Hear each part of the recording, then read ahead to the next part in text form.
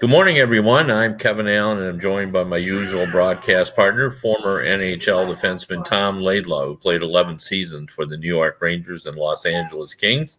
This is the Laidlaw and Allen Report. We come to you twice a week to talk all things hockey. Tom, there's only one thing everybody's talking about these days in the NHL, and that's COVID-19 and the impact that it's having on the league. We now have a handful of teams completely shut down right through the Christmas break, and now we're hearing that it's turned. Players who all wanted to go to the Olympic Games are now saying, well, if this will help us get through the season, maybe we should, not go to the Olympics. I think that, if that happens, you'll see those postponed games being played during that time period. And I know there's some grousing from, and I've talked about this before. Families have counted on this for vacations to had promised their young kids to go to Disney and stuff. So they won't be happy if we have to play some games in there. But it's just the COVID situation that everybody has to deal with. This is not just in hockey. This is in life.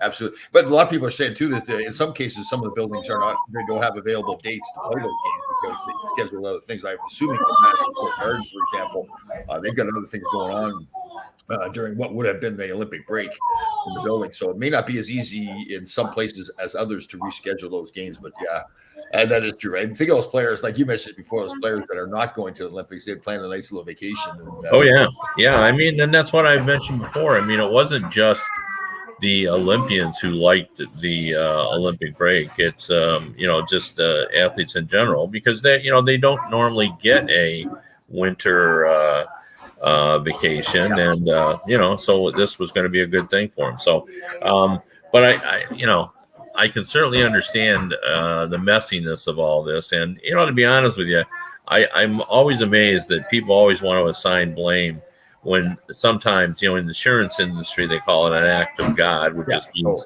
that you don't really have any control of it. And that's, what we have here. I really wanted to sort of rip the league on playing that Carolina-Detroit game because, I felt like they shouldn't have played it. Carolina already had 5 or 6 players. And now Detroit has a bunch of players after they've played that. But, they didn't Carolina didn't have more people after they played. So were they still contagious? Like, we don't know the answer to that. And I guess when I thought about it, we don't know where the Red Wings picked it up. They could have picked it up somewhere. Could have been somebody that they all saw in the course of their lives. And, it's just a messiness. And, with the exception of one player, everyone's vaccinated. It's, I don't think this is anyone's fault. I don't think for a minute that players are being irresponsible. I think everybody's trying to be careful. Well, with our girls' high school hockey team, we have one girl on our team that has come down with COVID, tested positive, and we played a game on Saturday, and we just found out this morning that one of the girls on the other team is tested positive as well. So it's everywhere, and the girls are all required to wear masks. Are you shut down for 10 days? We have not shut down officially. I should say that we've got no mandate to shut down, but the other coach and I decided to shut down. We had 2 practices this week, so we're just going to shut it down for the week. Yeah. It's hard. I mean, it just depends on what state you're in, which is another. What the rules are. My grandkids are in 2 different states, and in Chicago, if somebody tests positive in a classroom, you got to everybody's got to quarantine for 10 days. Right. So, and going back to the Olympics too, you think about that, the quarantine part of it. And it seems like there's a little bit of gray area there where it's anywhere from 3 to 5 weeks you've got to be quarantined. Yeah, it is. Although, again, I think that needed to be clarified. And we got to be careful here because it hasn't been settled for sure that they're not going. Right. But it just, all the indicators are that they're thinking about not going. I think it's kind of irresponsible to go really in a lot of different ways, to the fans back here, to the teams, to the owners, to the players themselves. I mean, it's just, why would you? I get the attraction for Olympics, but with all this going on. Well, I mean, you don't think there's some fans that want to see their guys play at the Olympics?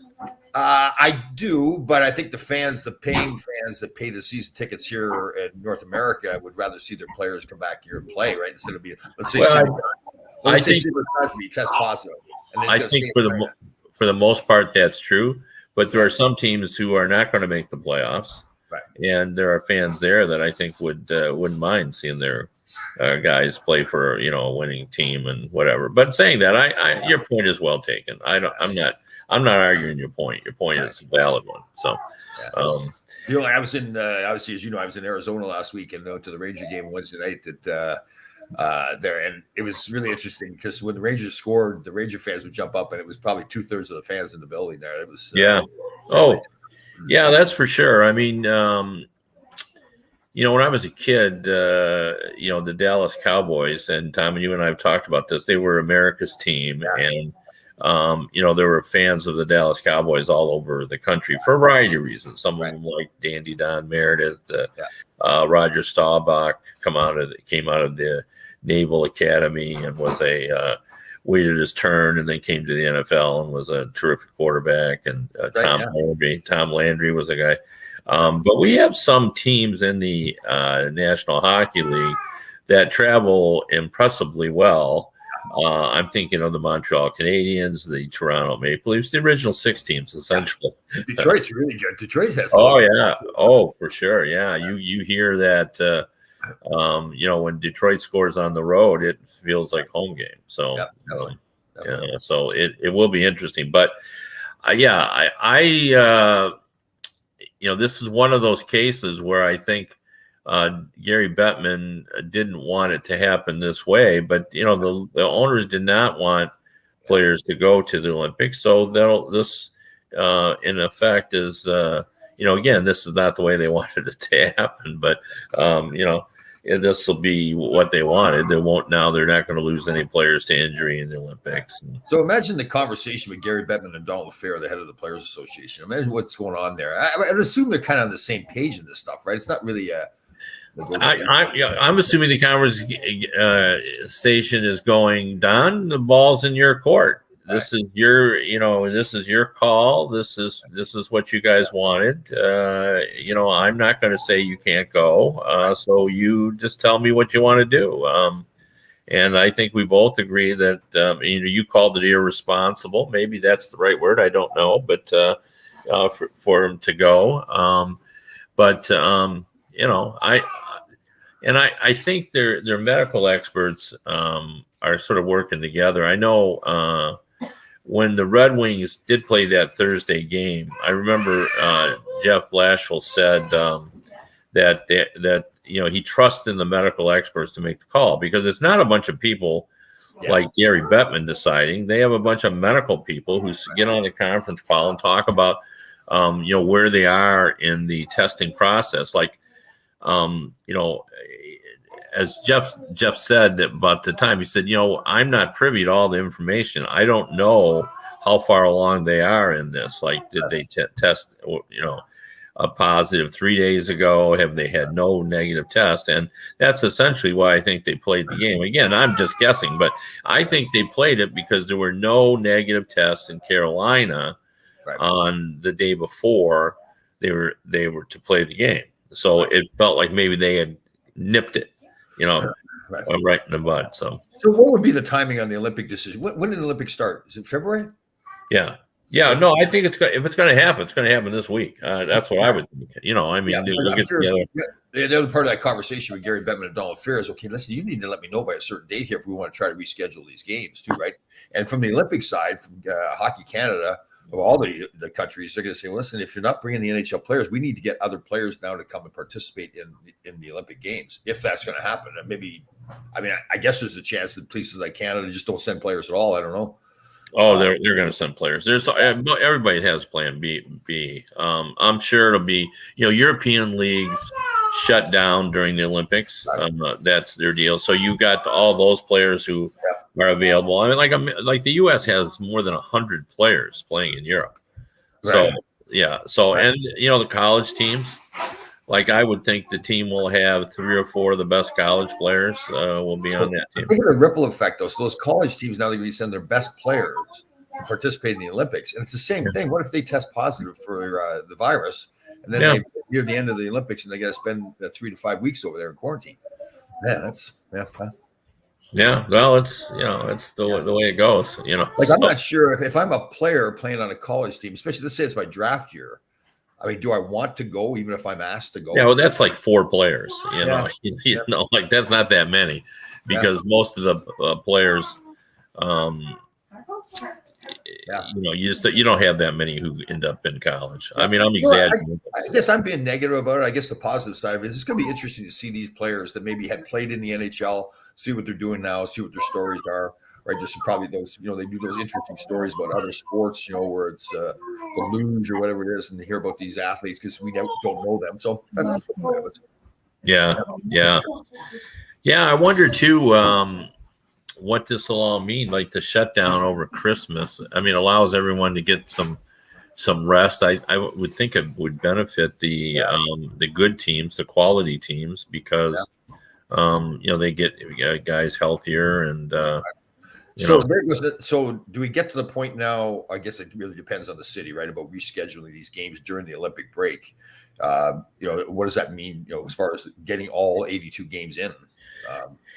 I have no idea, and I think that's one of the things that's being discussed is how they'll do it. If I had to guess, if it were me and I was king, wouldn't you say to Donald, "Well, let's figure it out so everybody does get some kind of break." Yeah. So, whether it's 7 days, 8 days, 9 days, that's probably to me what I would think that would be reasonable. But I guess the thing is too, we don't know how long is this virus going to continue? What are the numbers going to be? We're going to continue to miss games down the road. That's probably. Yeah. But if you get back to zero again, you're we're a third of the way through the season, so you're just trying to get a handle on it and just get it under control. When you come back, at least everyone will be cleared up. We should have everyone cleared up when we come back. Here's an interesting question. Outside of the medical reason, do you think political human rights pressures will? Well, those decisions would have been made. That's okay. Why did we choose to go to China? Why did they have the Olympics in China in the first place? Right. That's another. Other people can argue that. Yeah. I don't think that's entering into it. Probably should have, but it isn't. I think this is strictly a league, and I'm sure it's a medical thing too. There are some players who have some concerns about going over there. But it was a small number. Like I talked to someone who had a lot of knowledge about the U.S. and they thought it would only be a few players at most that would bail out, and they felt like they had a 55-person preliminary roster. So, if 3 or 4 didn't want to go, next man up. Yeah, but now it seems like that's all changed. And, the sad part of all this is, and I hate to bring this up because this feeds right into the political aspect of it, and I don't want to make this political, so we'll just make this quick. But not many of the players have had anything more than mild symptoms. They're healthy individuals. There's been a few that have had a bit of a struggle, but nothing significant. Nobody's been hospitalized. I know a couple of the coaches have had, I would, probably refer to as moderate symptoms. But, the athletes haven't. So, that's the other reason, too, that, some people are saying, well, maybe like at one point, Steve Yzerman. See, that's interesting to me. That the Spengler Cup, I guess it's not a big thing over here, but it's pretty big over in Europe. It's real big over in Europe, yeah. Yeah. So Canada's not even sending a team to that. Yeah. Well, Canada's even been more aggressive than we are right now. Yeah. I mean, they're allowing only 50%, for example, in Ontario. They canceled some of those games in Montreal. They didn't cancel the game, but they didn't allow any fans in at all. Right? Yeah. So that's to me that's kind of a big deal. So Canada pulling out of the Spengler Cup. Why would they go to the Olympics then? It's the same rationale, right? I mean, it's Why was Canada send an Olympic team at all then if they're not going to go to the Spengler Cup? I don't know. Yeah, I mean, you could definitely see that. You start pulling teams out of the Olympics. Yeah. Now you've got real issues. So. Right. All right, I kind of want. Okay, the bigger question is, what about the Olympics in general? Does it still, if it gets worse and worse, do we continue to have the Olympics, or is it just they cancel that altogether? Yeah, yeah. I don't know the answer to that. I don't So know the answer. bringing a bunch of people, young people together, assuming they're always going to do the right thing. I guess it's the vaccines and masks and all that stuff again. But Yeah, I mean the rules for being over there for this Olympics are stringent to say the least. You're there mask everywhere you go. I know I've talked to someone who said he was really concerned about that. I don't get it, he said, because we're all going to be uber vaccinated, boosters and everything else, and yet we still all have to wear masks. Well, we've seen this variation, the Omicron, right. Seems to can cut through the vaccination at least to infect you with the virus. That you're not getting real sick out of it, but so yeah, the whole mask is tough too. Or excuse me, when I was on the plane flying to Arizona, people were taking the mask off to eat. So, I mean, we're in a plane. I guess they circulate the air, but if you're taking the mask off, you've got the mask off. If you've got a virus, you're spreading it, right? I mean, I'm not saying that there's no way around it. If you want to eat, you have to take the mask off. But I just kind of like, what's the point of the mask, too? But yeah, I mean, it's such a complicated deal. We had. I actually wrote about it on Facebook, but in my family, the continuing story of my grandkids trying to stay in the classroom. For the third time, a grandkid in Chicago is in a classroom where someone has fallen ill with COVID. Right. And of course, that classroom has to be shut down. And of course, she had to quarantine again. Now, this is twice before I've gone to Chicago and quarantined so that my kids can work and go do their job. Right. So this time, because Christmas was going to be at our house, I went and picked up my grandchild and brought her back so she could quarantine in our house. Now she was already into the quarantine process when I picked her up. Right. So now I'm in quarantine with her, and so we move and we go in. We decided to do what to do about our Christmas. Now already we had to move our Christmas because my son, who works in the medical community as an occupational therapist, couldn't get anyone to cover his patient load. So instead of getting 2 weeks off, which he had, he was only going to get 2 days off, and they were going to be this past weekend. So we had moved our Christmas. We held Christmas yesterday. Today feels like the day after Christmas. Yeah. Oh, nice. Now, saying all that, now we have to talk as a family of what we should do on this. Are we being irresponsible? Are we, what are we doing here? Right. So we talked about it, and my son and his wife, who obviously, because he's in the medical community, they know physicians.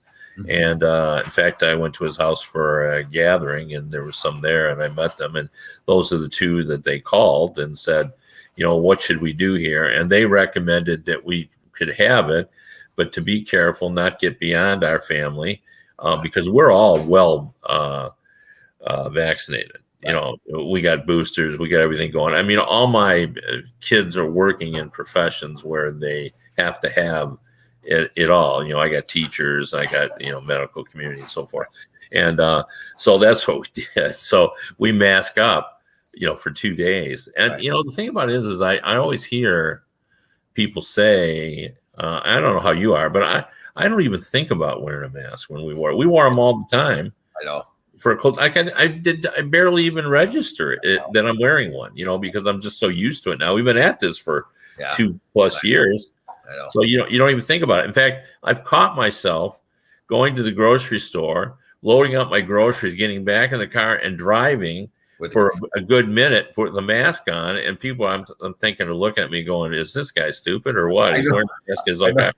And it's I just didn't think about it. You know what I mean? Myself, when people are driving in a car by themselves and get the mask on, I'm going, okay, I guess you do what you want to do, but what's the point? Yeah, no, but it isn't. And I know because I've had that happen to me where you just start up your car and you're driving out, and then you're going, oh shoot, I got a mask on. You take it off. So, But I will say here in Michigan, you go to the grocery store, everybody's all masked up. Well, we are now here in New York. Well, I'm in Yeah. Connecticut, but if you go into New York, you are. In Connecticut, you're not though. So I live. I go to the border in about a 1 minute walk. So one part of it. Well, this is just what we're doing because we all know, you can see on the news what's happened and you hear the stories. My daughter was just saying to us that their neighbor has a child who has, and I'm going to get the acronym wrong, and I think it's RSV. Anyway, it's a respiratory illness that young children get, and it can only be tested in an ER at a hospital. And her physician said, he might have this, so I'm going to send you to the hospital to get that test. But she said, call before you go. And they called, and this was 2 days ago, and it was a 10-hour wait in ER because they're so overrun with COVID. Wow.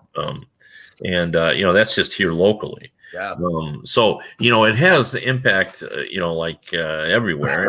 And there's, you hear stories, and most people you hear now that are getting it are well vaccinated, and they got mild symptoms. But then you occasionally hear a story about, so and so. I was at the hockey rink. This wasn't last week. I think it was might have been could have been 3 weeks ago, even now, but 2 or 3 weeks ago, talking to one of the scouts who was up at the press box, and his son, who's in his 30s, has a real good friend who is well vaccinated and got this, and was sicker than a dog. Is that right? Over this. So you just don't know. It's just so complicated. People are, the people that get angry over it, that's what makes me angry, because people are just trying to do the right thing. Yeah. Right. And nobody has the right answer. Like Steve Eiserman, I thought, was right on what he said. We don't know what the right thing is. And that's the truth. Nobody knows what the right thing is. And to be angry about it when people are just trying to figure it out. You know what? And I hear you. There's a lot of angry people out there. I think people are just fed up with this whole thing. And you're right. It's just they want to be angry at somebody. They have to pick somebody. They do. I just don't understand it. It's just something that, that's really sort of spun out of control, and we don't know what to do. And I fear people, and I know they don't say it, but they say basically, let's just live our lives, and if you get it and you die, that's luck of the draw. Yeah. Now, do you think they really would believe that? Well, they mean that until either themselves or their loved ones. Right. Yeah, exactly. No, that's exactly the point. They don't really mean that. So, well, again, I do think there's some people out there that really do mean it. I just think people are just fed up. They wouldn't normally think that way, but because it's gone on so long, and the ups and downs and in and out of it, it's just Yeah. Well, we hear a lot of faulty logic too about you're saying, well, people get killed in car crashes, but we still drive. Yeah, it's not the same thing.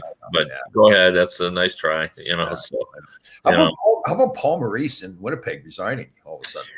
Wow. Yeah, well, I wrote a column about this, and I wanted to get your take on this, but I thought that was one of the classiest decisions and exits. I mean, leave it to Paul Maurice, who I've known for a long time, to turn a coaching change into a graceful move.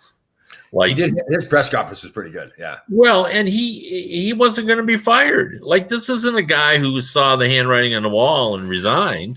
Yeah, he had been talking to them about it. They liked him. They just thought, and he just said, I'm not getting through. They need someone else. It's a different voice. It doesn't feel right anymore. I love this team. I love this city, but I'm not the guy.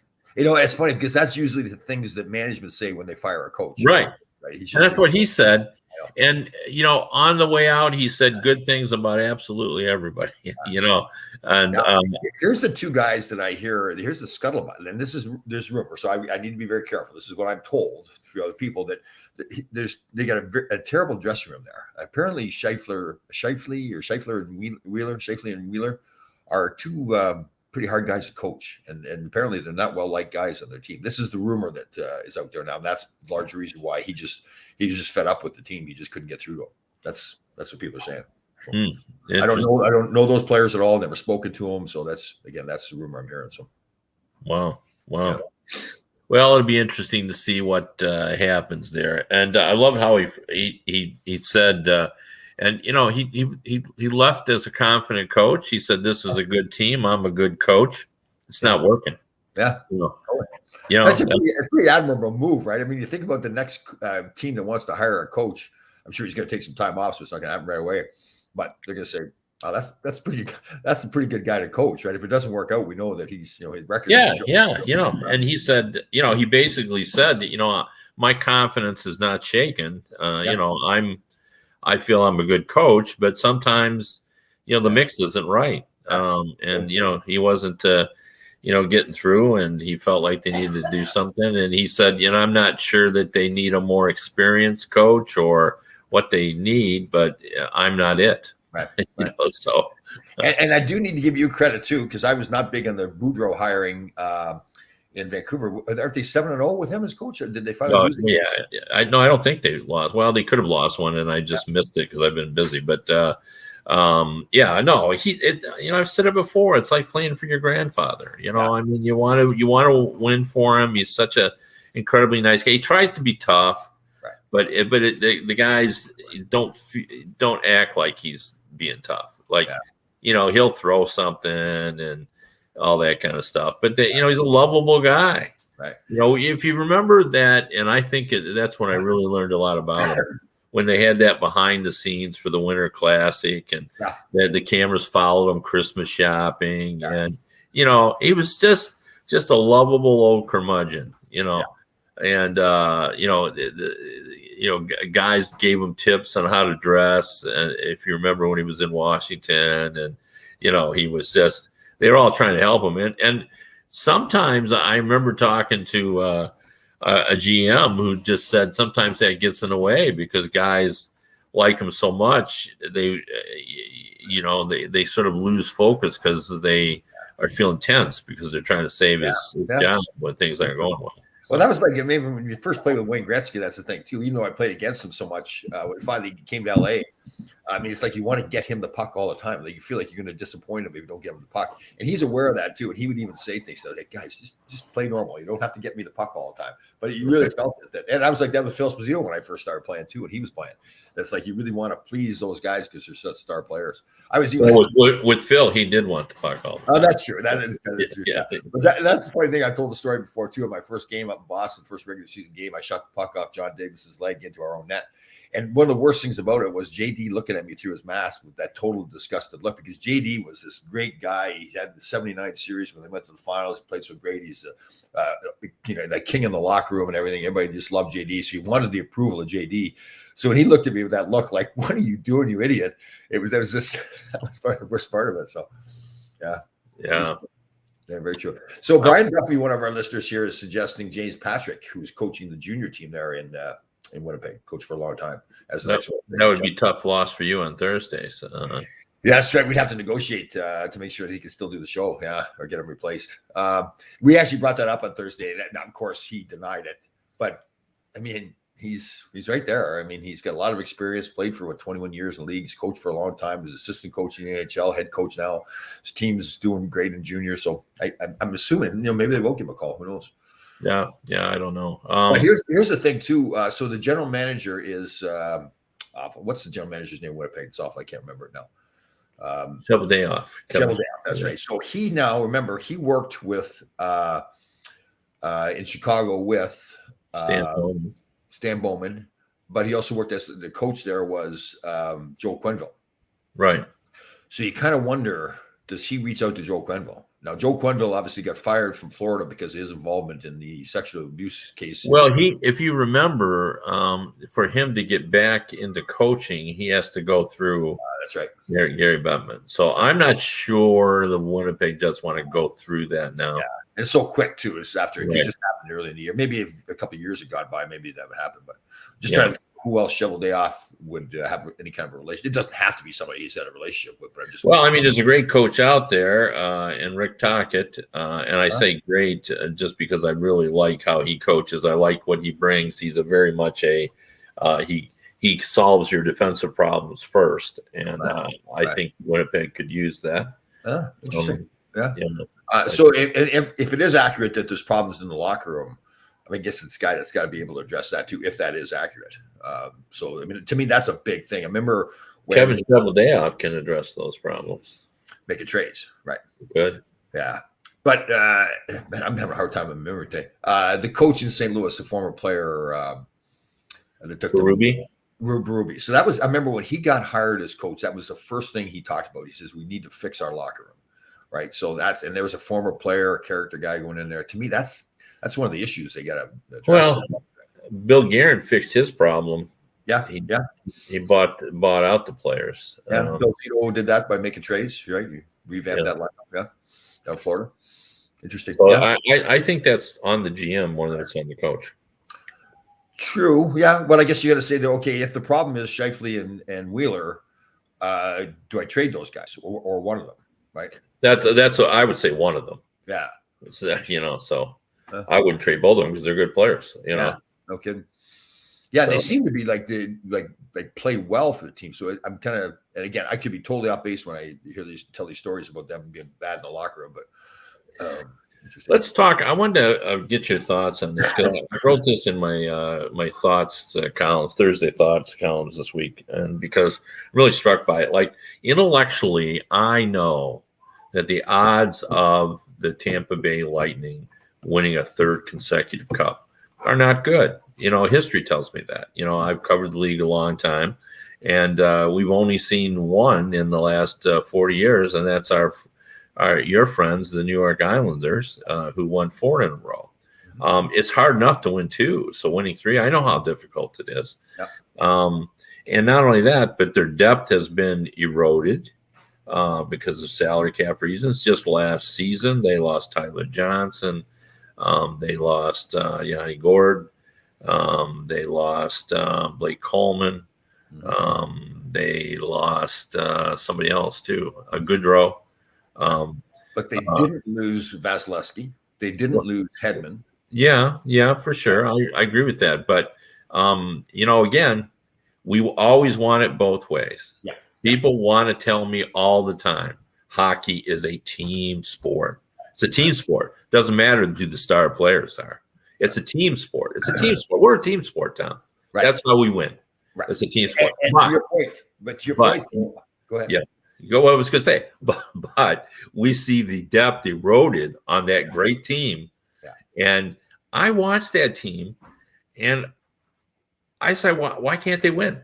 I mean, why? I'm ready to believe in them. I'm ready to believe they got a good shot of winning this third cup because Vasilevsky is still good. Yep. Hedman is still, the greatest rover in the game today. Yep. They seem to plug in guys up front that are getting some goals. These guys that guy Radish, who it feels like he's been around for a decade as a prospect.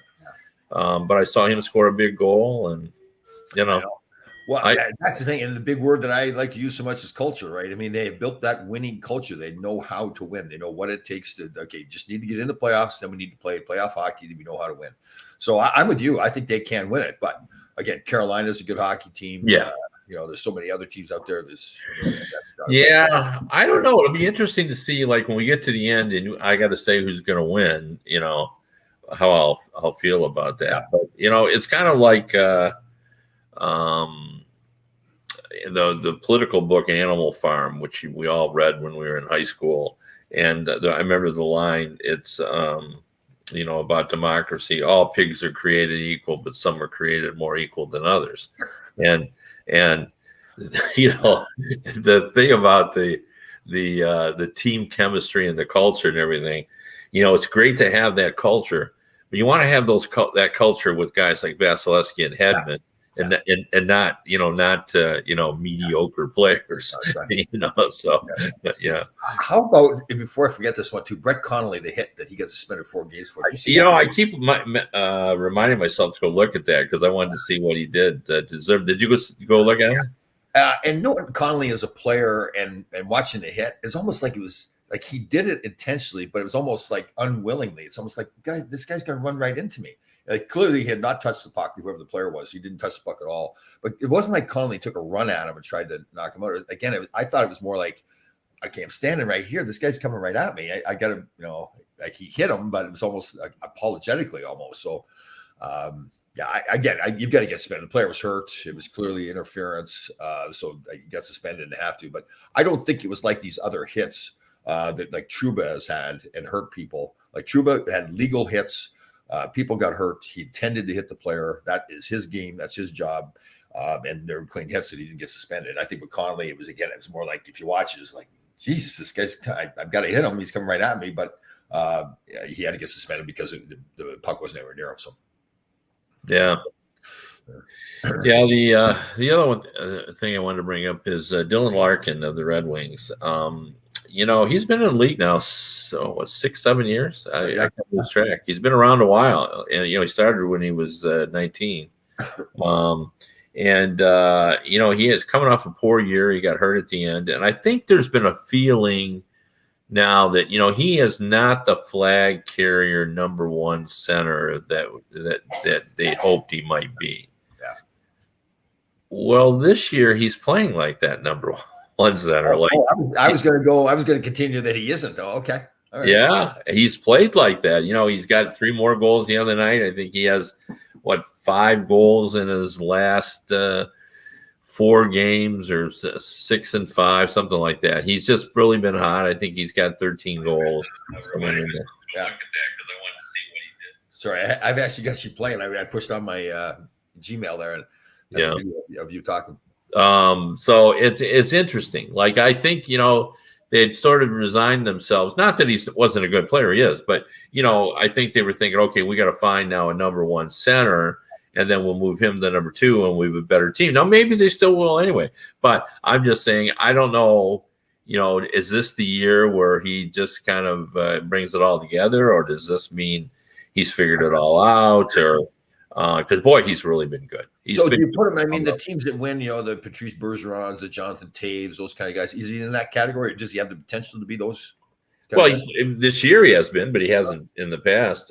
He's played very, very well. And, they've added Lucas Raymond, the prize rookie there. I think if they were going to go to the Olympics now, I think he's USA's number 2 center, as long as Jack Eichel's not coming. And right. I know he still has hopes. He had hopes that he was still going to play, Jack Eichel. So send him over. Yeah, let him get COVID. So, I'm going to be interested to see how that works out in Vegas with Eichel. I'm not sold on him as a player. I'm not sold on him the character aspect of the game, but we'll see. Yeah, we will see. Well, like I told you last week, Chandler Stevenson, I love the headline that he's not ready to give up the number 1 center to Jack Eichel yet. So, he said that. Oh, nice. I don't know if he said it. That was the headline. I didn't read the story, but very cool. But maybe it could easily have been that just by his play, right? Because he's played great. Yeah. We just keep saying, well, they don't have a true number 1 center, but he's playing like one. So who are they? You speak of Vegas. Obviously, they're a contender for the Cup. So you got Tampa's a contender for the Cup. Carolina, Vegas, Calgary's got to be in there now. Washington. You got to put the Rangers in there too. You got to the metropolitan teams. Pittsburgh. We tried to discount them. Yeah, both of us did. Yeah. And here they come. They keep going. Definitely. How about that ownership tandem in Pittsburgh of LeBron James and Mario Lemieux? I know. Greatest talented athletes, right? Yes, those are pretty talented owners. Most talented ownership ever in the history of sports. Think about that. That's true, right? I guess Michael Jordan owned the team there. Does he still own Carolina? Didn't he own the Carolina basketball team or whatever it was? Yes, he did. I don't even know where that's at, but I don't know. You have to have someone else though, because we got 2 guys. Yeah, it's true. Yeah. 2 pretty talented guys too. That's right. Yeah, guys that are listed among the top players. And okay, the big question, and I do mean big question of the day: did your wife see my cooking yesterday? Don't know. I doubt. Oh yeah, yes, it was Christmas yesterday for us. That's great. That's right. Yeah, we were knee deep in presents all day long. I actually saw it though. Oh, you did? Yeah, I did. Yeah, and you may end up making it. And you surprised me because I didn't know where you were going with that. And then at the end, because of the lettuce and all that, you just had a salmon salad, So It was with the almond flour wrap, and the wrap wasn't big enough. I didn't want to show because I couldn't wrap it around it, so I ended up it was just all falling apart. It tasted great.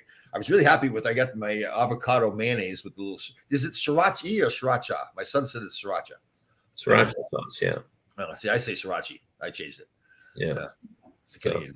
Canadian. That's Canadian. You speak Canadian. Yeah, definitely. Yeah, sriracha. Yeah. Sriracha, eh? Oh, my wife and I were talking this the other day. There's that expression that he'll be doing this till the cows come home. And I said, Tom could actually, because my wife and I have debated when actually the cows do come home. And I said, Tom Laidlaw will know the answer to that. He grew up on a dairy farm. Right. So when do the cows come home? Well, they don't come home on their own. You have to go get the cows. That's why they say until the cows come home. They never will come home. They never come home. No, they don't come home. They go to different parts of the field. Like you can go out there at 4:00 and you know exactly where the cows are going to be. Oh, same spot every day, but they never come home. You have to go get them. Oh, that's real interesting. Okay, so what you're saying is, that they won't ever come home. That's right. So if you're saying like do that till the cows come home, then that'll never happen till the cows. That'll never happen. Yeah, never happen. Yeah. That'll never happen. Okay, but my wife just goes, oh, okay, that makes sense. So yeah. So it means like don't count on them coming. Not happening. Yep, not happening. So you were you in charge of that when you were a kid? Once I got old enough, yeah, and the dogs got to be really good at it too. Like our dog ended up having 3 legs. Yo-Yo had 3 legs, but we go out there and the dog would get involved in it too. So your dad would say to Yo-Yo, "You go get the cows." Yeah, the dog couldn't do it by himself, but he would be part of it. He'd come out. And, but it's like the cows are I hate to say it, it's going to offend cow lovers, but the cows are the dumbest animals on the planet. Like they'll do anything if they really were used to brains. They could go and just take off because they would leave. Yeah. Because we know that Bessie ends up in the freezer the next day. So that's right. Yep. The freezer's around that brown paper. Yep.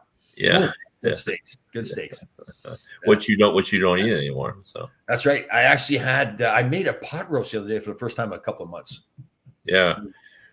We ended up I don't know why my poor vegan wife ends up, but she made a ham yesterday for our Christmas dinner. And originally it was going to be a pot roast. So she's given the pot roast to my son-in-law, who's going to cook that for everybody on Tuesday. So, nice. Yeah, my family, every member of my family was home. So we had all 13 of them. And now my son's had to go back to work, and they'll be leaving at various times. So the son-in-law is doing the cooking. Is that Kelsey's? No, Kelsey's husband. They're here, but that'll be Shane. I have 2 Shanes. I'm deep at Shane. Oh, and I have a Shane as well. So yeah. Yeah. We're totally deep at Shane. Yeah. So if we lose one Shane, we'll have someone next man up. So we're running Shane. So, that's one of my favorite all time. I don't know why it struck me as funny, but one year, and you remember Kenny Mayne, who was around in ESPN forever, really kind of funny guy. And he was telling the story about how, and I think the Army has a goat as the mascot. It could be the Navy, but I think it's the Army. And somebody had swiped the goat. They do this every year. And he's interviewing the coach. And or Kenny Mayne then turns to his viewers and said, "But don't worry about the loss of the goat. I spoke to the Army coach and he said, Kenny, we're deep at goat." So and I laughed for a good 90 seconds at that. And it's just the most ridiculous thing in the world. Why, some things just strike you as funny. Oh, I know. I've gotten into watching these. I try not to do it, but I watch these TikTok videos, and it's like over and over the same thing. They'll have these things where I got to be careful how I say this, but these 2 dogs will be yelling at each other, and people take the video or the audio portion of it and apply it to different things. But one dog will yell, "What's your name?" They'll go, "Tony," and they go, "F you, Tony," and it's so stupid. Then the other guy goes, "What's your name?" "Ezekiel." "F you, Ezekiel." Then the dog goes, says, "Guess what I did last night?" He says, "Don't you bring my mother into this." And then he goes, "Well, no, I started a fire last night, and then I was with your mother." Yeah. I don't know why. I must have watched it 1,000 times, and people use it in different, like with 2 dogs or 2 cats. There was 2 geese the other day, and I don't know why it's so funny, but it's I get stuck on it. Anyway, we've gone off the reservation again today. So here we go again. But we appreciate you tuning in, and we did start out and talk some hockey today, which was actually not good because we talked about the COVID mess that we're dealing with.